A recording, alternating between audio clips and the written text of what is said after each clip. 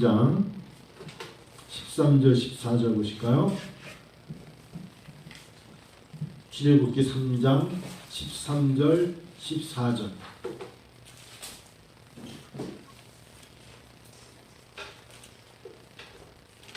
출애굽기 3장 13절 14절. 같이 성경 말씀 읽으실까요? 모세가 시작. 모세가 하나님께 아뢰되 내가 이스라엘 자손에게 가서 이르기를 너희의 조상의 하나님이 나를 너희에게 보내셨다면 그들이 내게 묻기를 그의 이름이 무엇이냐 하리니 내가 무엇이라고 그들에게 말하리까?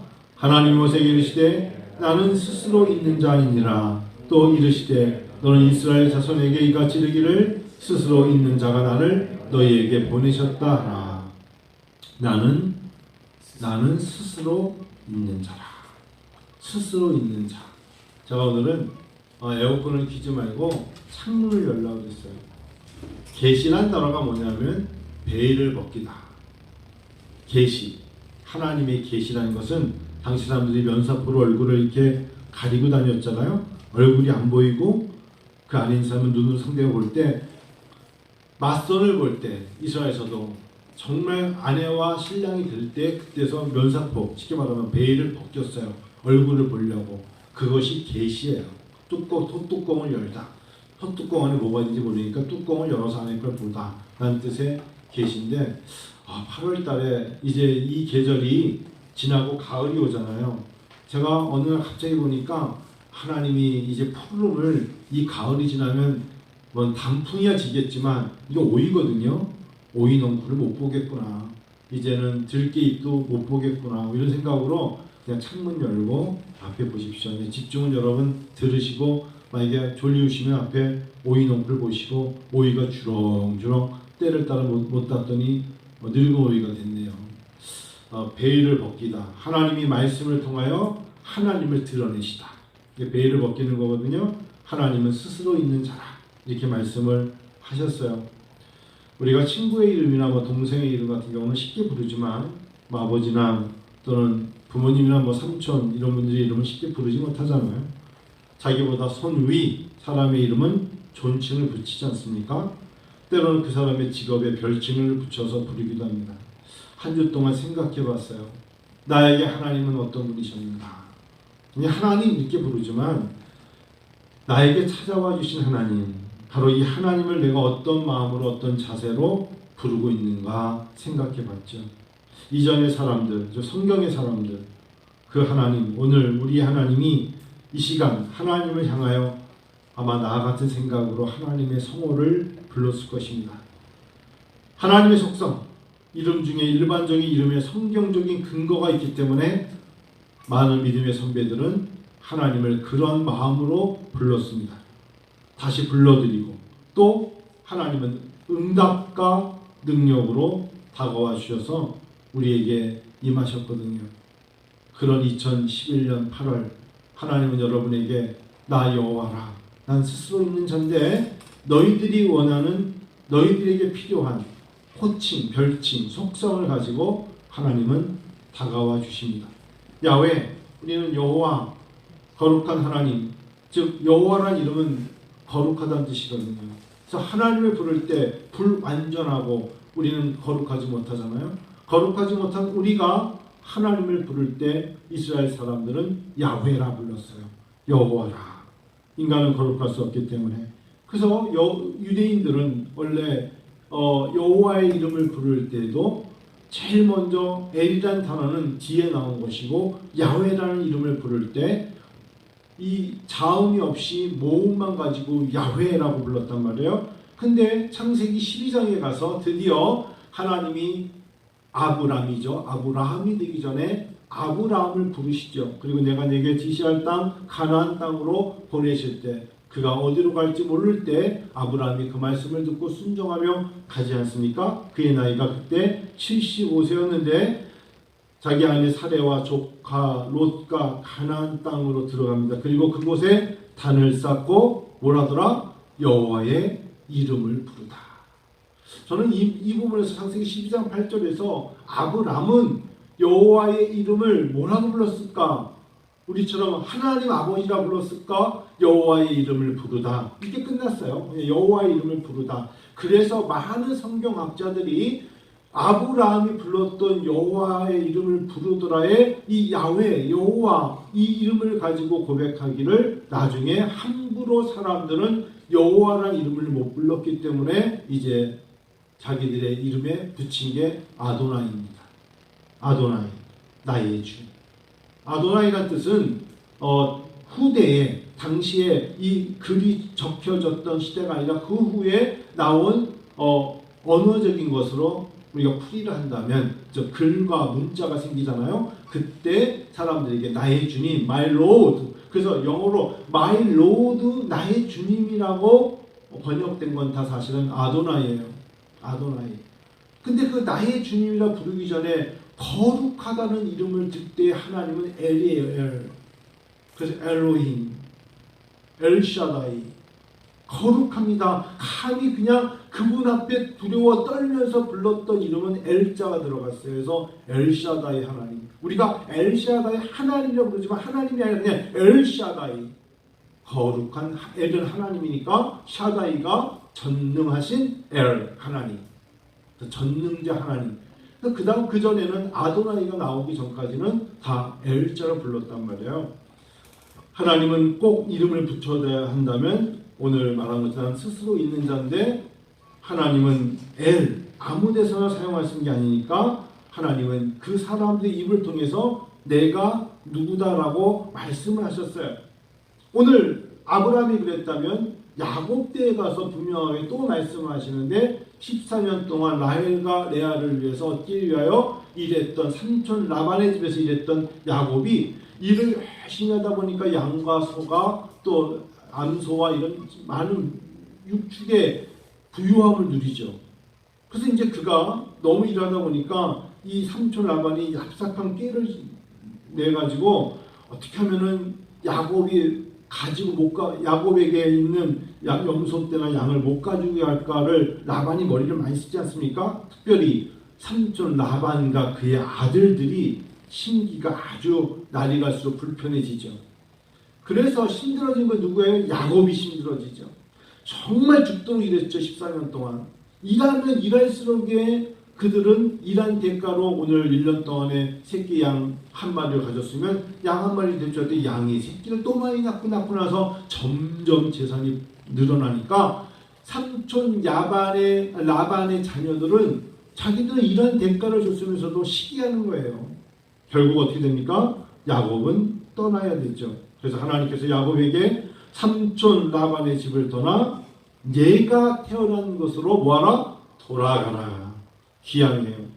그때 야곱이 얼마나 떠났는지 몰라요. 하나님 제가 떠나올 때는 혼자 떠나왔지만 이곳에서 14년 넘어 이 많은 가축과 자녀들과 그리고 레아와 라헬을 데리고 어떻게 가야 됩니까? 그때 하나님께서 창세기 31장 13절에 이렇게 말씀하세요. 나는 베델 하나님이라. 이때 엘이에요. 베델 하나님이라. 엘자가 나오는 게 바로 야곱에게 말씀하시죠. 여러분 혹시 발락과 발람을 헷갈리는 분이 있는데 이 두 사람은 둘 다 나쁜 놈이에요. 쉽게 말하면 발락도 나쁜 놈이고 발람도 나쁜 놈이고 나쁜 이름의 두 아주 대명사가 발락이라는 모압 왕과 모압 왕이 고용한 점 보는 사람 발람이에요. 두 사람 다. 근데 발락이 왔을 때 이스라엘 사람들이 가나안 땅을 지나가는데 계속 이 방해를 지나갈 때 너무 잘 되거든. 모압 이방 민족이 볼 때 저렇게 애굽을 나온 소수의 민족이 왜 저렇게 가는 곳마다 전쟁하며 이기고 땅을 밟는 곳마다 적과 꿀이 흐르고 왜 이렇게 잘 되지? 그래서 당시에 모압 왕이었던 발락이 아무래도 이스라엘의 저들이 가는 길을 막아야겠다 싶어가지고 자기가 가까이 지냈던 무당이었죠. 쉽게 말하면 발람. 이 발람을 미디안 술사였죠. 미디안 술사 발람을 초청해서 당신이 이스라엘 사람들을 어떻게 하라? 범죄하게 만들고 저 사람들을 타락하게 만들고 저들을 저주하라 라고 만드는 것이에요. 여러분 그런 대목이 어디 나오냐면 민수기에 나와요. 그래서 그들에게 어떻게든지 저들이 가는 길을 막아라 라고 했는데 하나님께서는 그들의 고백을 오히려 그들이 하는 일을 바꾸시죠. 그게 민수기에 나오는 대목이죠. 그래서 결국은 세 차례에 걸쳐 가지고 하나님은 저주가 아니라 발락 왕이 고용했던 미디안 술사 발람의 입을 통해서 그들을 축복합니다. 그래서 하나님 오히려 그들을 축복하게 만드셔서 민수기 24장을 보면요. 성경 한번 보실래요? 민수기 24장 한번 보실래요? 창세기 출애굽기 다음에 민수기 24장을 보시면요. 아주 정확하게 나와 있거든요. 레위기 민수기 24장. 성경 좀 여러분 이 아침에 주일 아침에 우리 온라인 들으시는 분들도 같이 보시면 좋겠어요. 민수기 24장 한번 보실까요? 내용은 그런 거예요. 우리 24장 우리 10절부터 한번 읽어. 11절은 그런 거죠. 24장 발람이 자기가 이스라엘을 축복하는 것을 여호와께서 선히 여기심을 보고 전과 같이 점수를 쓰지 않냐고 그의 낯을 광야로 향했다. 발람은 악을 술사란 말이에요. 이렇게 나갔을 때에 우리 10절부터 한번 읽어볼까요? 발락이 누가 왕이죠. 모압 왕 발락이 발람에게 노합니다. 손뼉을 심하는데 내가 그대를 부른 것은 내 원수를 누구죠? 이스라엘 사람이죠. 저주하는 것이었늘 그대가 이같이 세 번 그들을 축복하였도다. 하나님이 저주를 축복을 바꾸셨죠. 그러므로 11절 하시고요. 그러므로 그대는 이제 그곳에 그대의 곳으로 달아나라. 내가 그대를 높여 신이 존귀하게 하기로 뜻하였더니 여호와께서 그대를 막아 존귀하지 못하게 하셨도다. 12절 발람이 발람은 술사입니다. 왕 발락에게 이르되 당신이 내게 보낸 사신에게 내가 말하여 이르지 않았나이까 가령 발락이 그 집에 가득한 은금을 내게 줄지라도 나는 여호와의 말씀을 어기고 선악간에 내 마음대로 행하지 못하고 여호와께서 말씀하신 대로 말하리라 하지 아니하였나이까 이제 나는 내 백성으로 돌아가거니와 들으소서 내가 이 백성이 후일에 당신의 백성에게 어떻게 할지를 당신이 말하리다 하고 예언하기를 보레 아들 발람이 말하며 눈을 감았던 자가 말하며 16절 읽어 시작. 하나님의 말씀을 듣는 자가 말하며 지극히 높으신 자의 지식을 아는 자 전능자의 환상을 보는 자 엎드려서 눈을 뜬 자가 말하기를. 이게 바로 하나님에 대한 이야기예요. 지극히 높으신 자 지식을 아는 자 누구에게? 하나님. 그러니까 이방신을 섬겼던 술사를 통하여 하나님이 입술의 고백을 뭐라고 말씀하시냐면 하나님의 말씀을 듣는 자가 말한다. 즉 하나님 말씀하시는 거죠. 지극히 높으신 자의 지식을 아는 자 전능자의 환상을 보는 자 엎드려서 눈을 뜬 자가 말하기를. 이게 바로 하나님의 호칭을 붙일 때 사람들이 하나님을 어떻게 높일까요? 하나님은 전능자. 여기서 나오는 게 엘샤다이예요. 하나님은 전능하신 하나님. 모든 것을 아시고 모든 지식과 모든 것을 다 주관하시는 하나님이시라는 뜻이죠. 창세기, 출애굽기, 레위기, 민수기, 신명기를 지나면서 하나님이 이미 오늘 17절 오늘 읽었던 민수기 24장에도 읽었지만 이미 출애굽기에 가서도 하나님은 여호와의 성호를 우리에게 주셨어요. 이제 우리가 코로나19로 어려움을 겪고 있어요. 잘은 다 모르겠어요. 성도님들 여러분에게 제가 어떤 문제 때문에 어려우세요? 이런 질문을 드리긴 어렵지만 저도 교회의 리더로서 목회를 하면서 매 월말이 되고 월 초가 되면 계산해야 될 게 있고 정기적으로 6개월마다 은행을 찾아가 가지고 상담해야 될 게 있고 여러 가지가 있죠. 예를 들면 7월 달에는 전기세가 얼마 나오고 어제도 우리 전기세에 이런 얘기 했습니다만 매달마다 나가는 전기세가 얼마면 계산하죠. 8월 달에는 전기세가 39만 원이 나왔어요. 그러니까 제가 머릿속에서 20만 원쯤 나와야 되는데 왜 이렇게 39만 원이 나오지? 그러면 이번 달에 전기세 수도세 모아 나가는 거에도 50만 원이 나갈 수 있고 머릿속이 복잡하죠. 그러면 우리가 가지고 있는 제가 가계 대출에 대해서 예를 들면 제가 뭘 써놓진 않지만 머릿속에서 늘 쓰던 게 있고 나가는 게 있을 거 아니에요. 그러면 여러분들도 가정에서 부부가 의논을 하고 사업을 하시는 분들은 자기와 같이 일하는 사람들하고 기획팀하고 의논하듯이 하나님 앞에 저만이 하나님 앞에 고백하는 게 있지 않겠어요? 저마다 다 있을 거 아닙니까? 감당할 만한 게 있고 이렇게 하다가는 감당할 수 없다고 말할 게 있고, 이러다가는 더 이상 일어설 힘이 없다고도 말할 수 있고, 그런데 그것을 누군가에게 말할 수 있는 게 있고 말할 사람이 있고, 아니야, 이거는 오히려 말하면 긁어 부스럼을 만드는 것 같아서 한마디 말도 못하고 오히려 수심을 보이면 안 될 것 같아서 그냥 평안한 척 할 때가 있고, 사람의 인생이 다 그래요. 그래서 제가 오늘 주일날 설교를 준비하면서 오직 하나님만이 전능하십니다라고 외칠 수밖에 없는 것은, 인간은 누군가에게 말하는 순간 그 사람은 어려움 없을까요? 또 다른 면으로 어려움이 있는 건 아닐까요? 라고 우리가 생각할 수밖에 없는 겁니다. 하나님 앞에 누구나 다 어려움이 있을 수 있는 거죠. 10월달 여러분들은 어느 달에 들어올지 모르지만 10월달에 저는 보험이 들어오고 여러 가지로 10월달에 나가야 될 게 무엇이며 다 안단 말이에요. 저마다 자기들이 가지고 있는 것들을 가지고 있어요. 사실 올해는 교회 대출에 원금을 이제 갚아야 되는 또 그런 문제가 있어서 제가 또 월요일날 당장 내일 또 찾아가서 원금 중에 어느 정도, 이제는 여러분 원금하고 이자 같이 갚잖아요.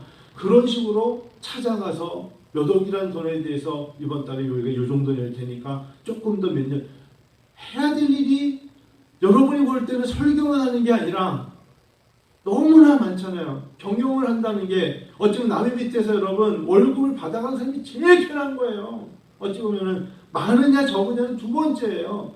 그것을 운영한다는 것은 사실상 안 하는 게 나아요, 라고 말하고 싶을 때가 제일 많은 거고, 여기서 제일 행복한 사람이 한 명 있다 그러면 한영광이에요. 공부만 하면 돼 그냥. 예?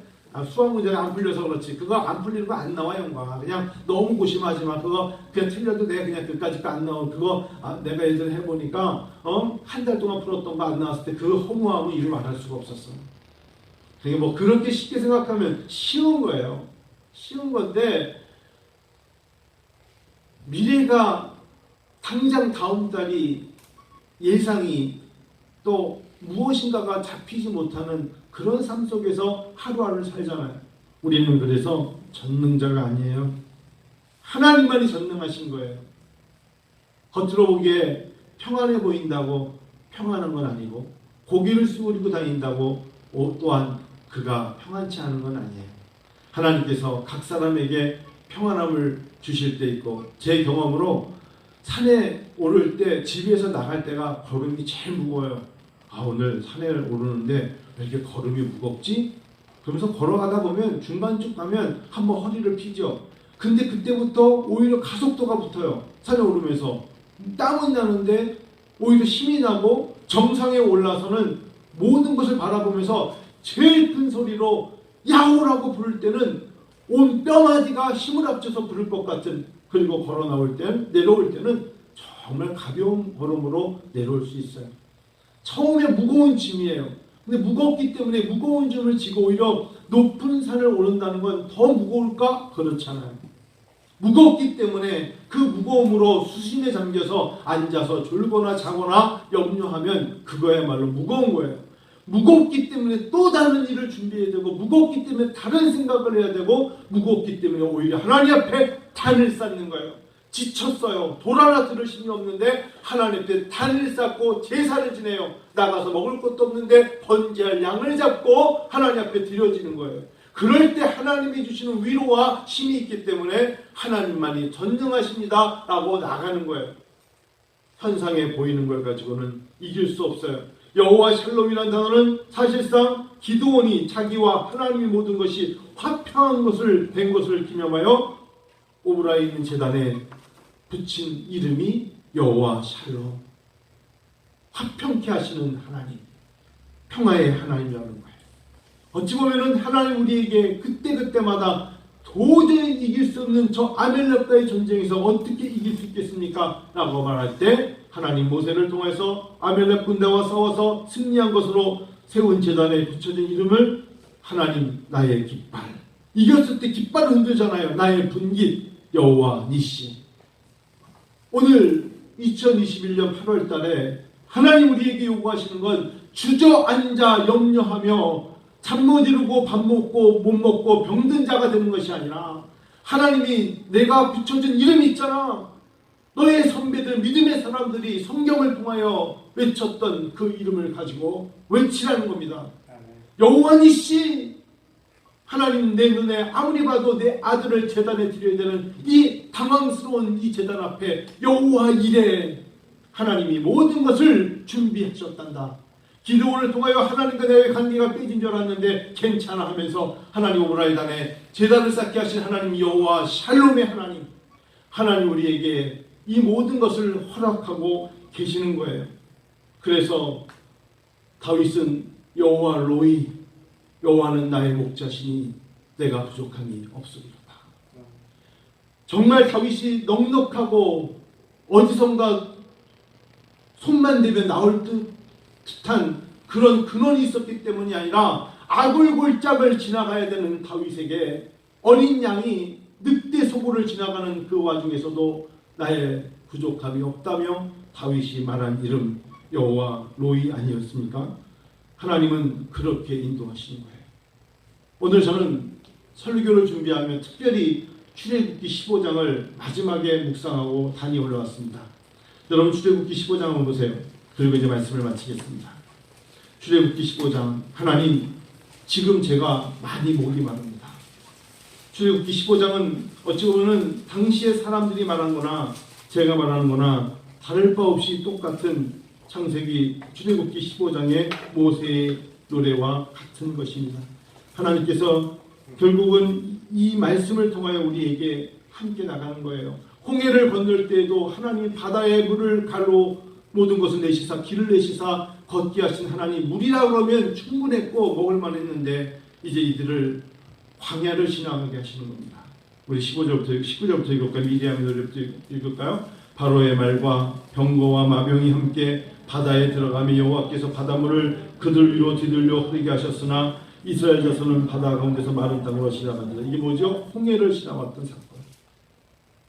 지금 미디암은 하나님께서 우리를 출애굽시킬 때 홍해를 건너왔던 때를 회상하면서 노래를 부릅니다. 20절 시작. 아론의 누이 선지자 미디암이 손에 소고를 잡음에 모든 여인도 그를 따라 나오며 소고를 잡고 춤췄어요. 얼마나 좋았겠어요.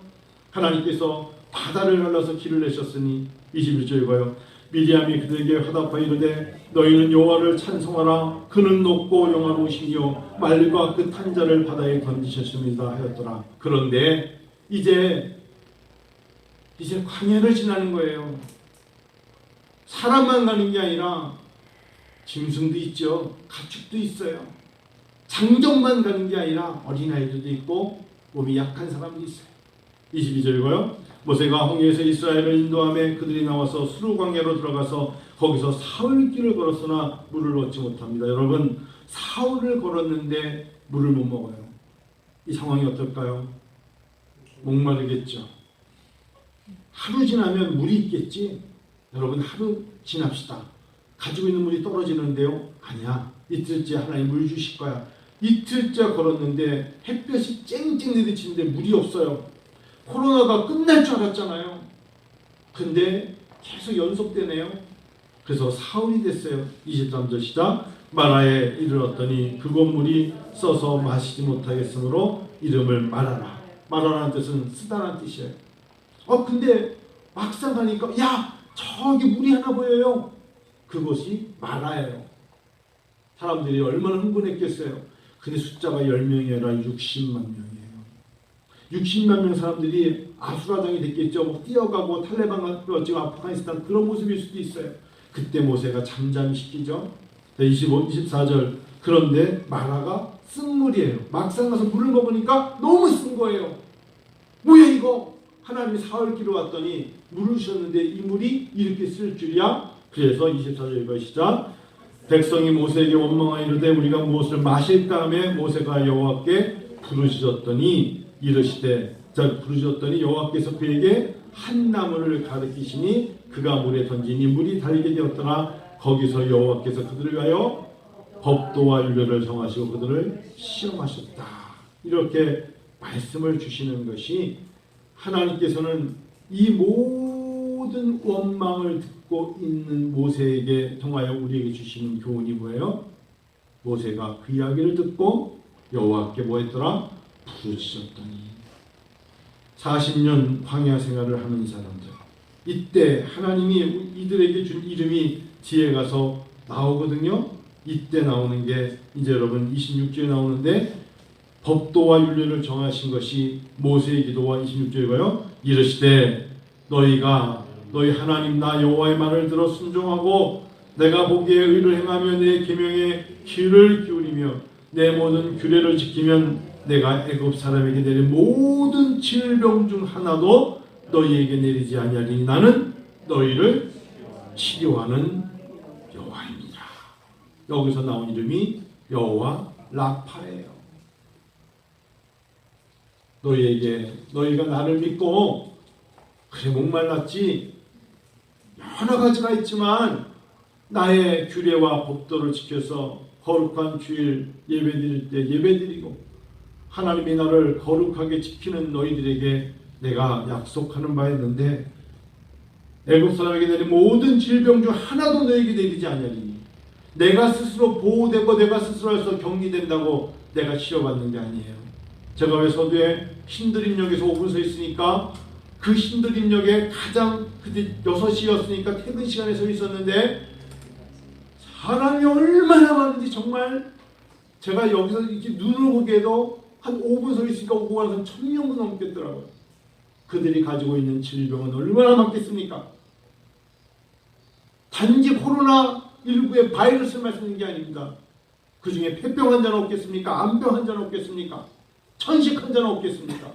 얼마나 많은 사람들이 있겠어요. 그 중에 보호하시는 하나님, 그 와중에서도 우리를 지키시는 하나님, 그런 마음으로 가서 한성교회에서 2시간 설교를 하는데 하나님이 큰 은혜를 주시더라고요. 그래요. 하나님은 이스라엘 민족이 포로로 끌려갔을 때 에스겔을 통하여 하나님이 끌려간 사람들을 생각하면서 이렇게 외치겠죠. 그게 바로 에스겔 48장 35절에 나오는 여호와 삼마입니다. 여호와 삼마라는 뜻은 여호와께서는 여기에 계시듯 거기에도 계시다.